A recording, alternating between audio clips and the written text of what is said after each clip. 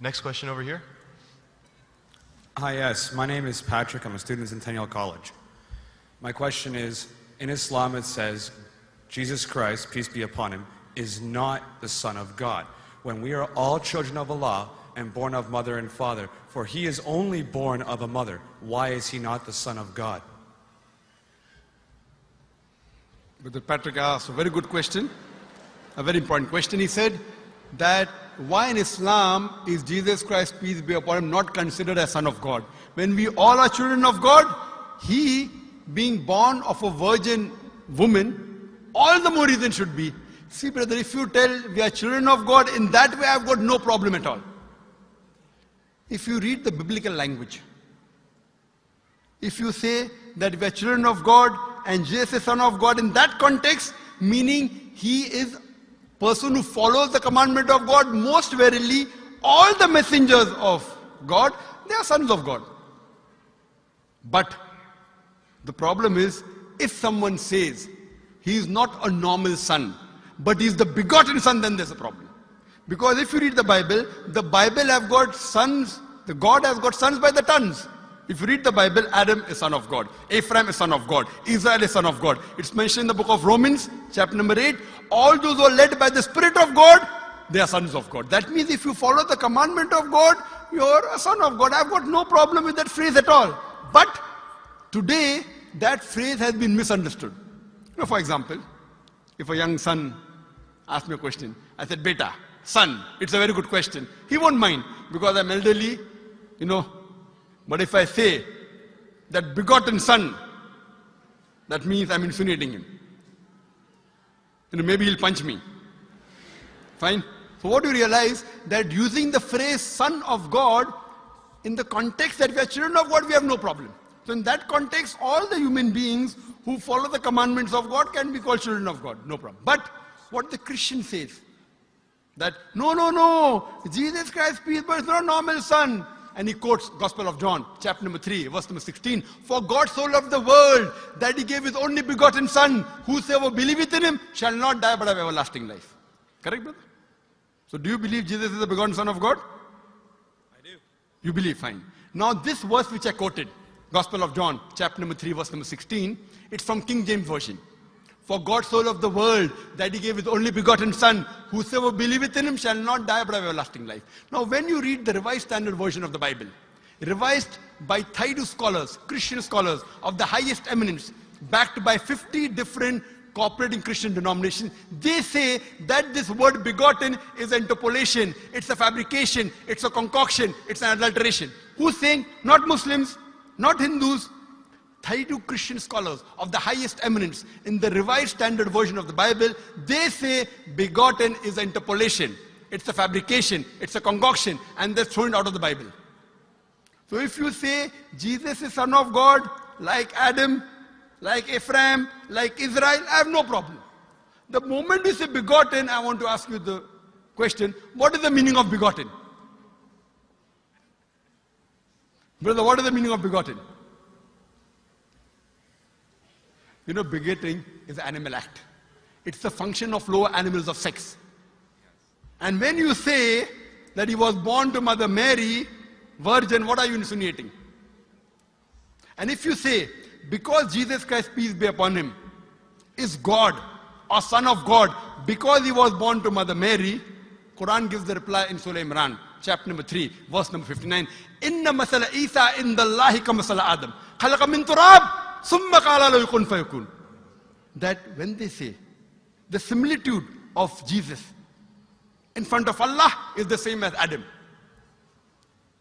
They were born from dust and said, be and it was. If you say that Jesus Christ is God because he had no father and only mother, then Adam, peace be upon him, is a greater God. He had no mother and no father according to the Bible. MashaAllah, you're clapping. I like it.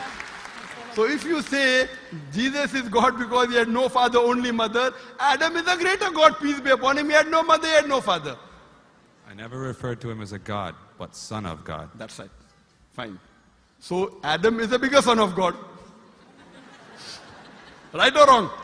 By your definition, Adam would be a god, for he has no mother nor no father. Not my definition, not my definition. By the definition of the Christian missionary.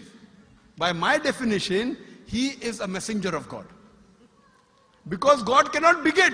I told you in my talk. Lam yalid wa lam yulad. He begets not, nor is he begotten. The moment God begets, he is not God. Son of God meaning pious person, I agree. That's the reason Allah subhanahu wa ta'ala in the Quran, in 99 attributes, he has missed out Ab, father. Why? It's a good attribute, but Allah did not mention Ab meaning father because people started having wrong meaning of the word father. So he used the more difficult word Rab, but did not use Ab. Logically it's fine, but Almighty Allah subhanahu wa ta'ala purposely did not use the attribute Ab in the Quran because people will misunderstand. That's the reason English-wise, saying Jesus is the Son of God, meaning messenger of God, I'm with you. But the moment you say begotten Son, I have objection. So you say Jesus is a messenger of God, I say peace be upon him after his name. So I respect Jesus Christ, peace be upon him, more than you, Brother Patrick. Because when I take his name, I have to say peace be upon him. If I do not say that, I'm wrong. So I love Jesus Christ, peace be upon him, more than you. I follow his teaching more than you. And if you want, I can prove it to you. That's a different argument, not for tonight. Sorry? That's a different argument and not for tonight. Okay, fine. I'll give you a few things. Jesus Christ, peace be upon him. Fine? If you read the Bible, he was circumcised on the 8th day. Fine? Majority of all the Muslims are circumcised, the Christians aren't. So if you say Christian means a person who follows the teachings of Jesus Christ, peace be upon him, then it's mentioned in the book of Leviticus, chapter number 11, verse number 7 to 8. It's mentioned in the book of Deuteronomy, chapter number 14, verse number 8, you should not have pork. It's mentioned in the book of Isaiah, chapter 65, verse number 2 to 5, should not have pork. Muslims don't have pork, most of the Christians have pork. If you read the book of Ecclesiastes, chapter number 5, verse number 18, in the book of Proverbs, chapter number 20, verse number 1, it says you should not have alcohol. Muslims as a whole don't have alcohol, most of the Christians have alcohol. If you say Christian means a person who follows the teachings of Jesus Christ, peace be upon him, we Muslims are more Christian than the Christians themselves. We love him. We respect him.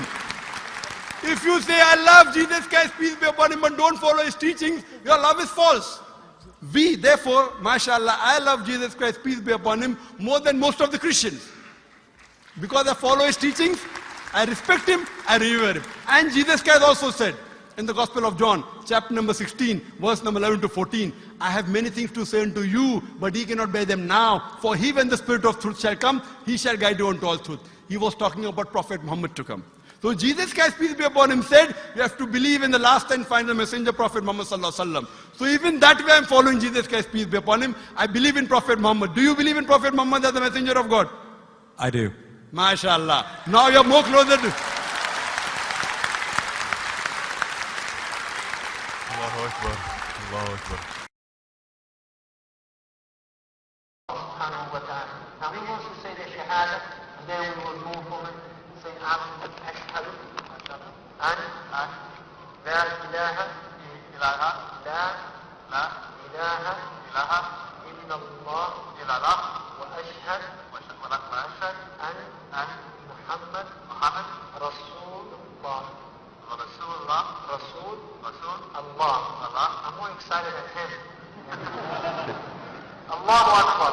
Allahu Akbar. Allahu Akbar. Allahu Akbar.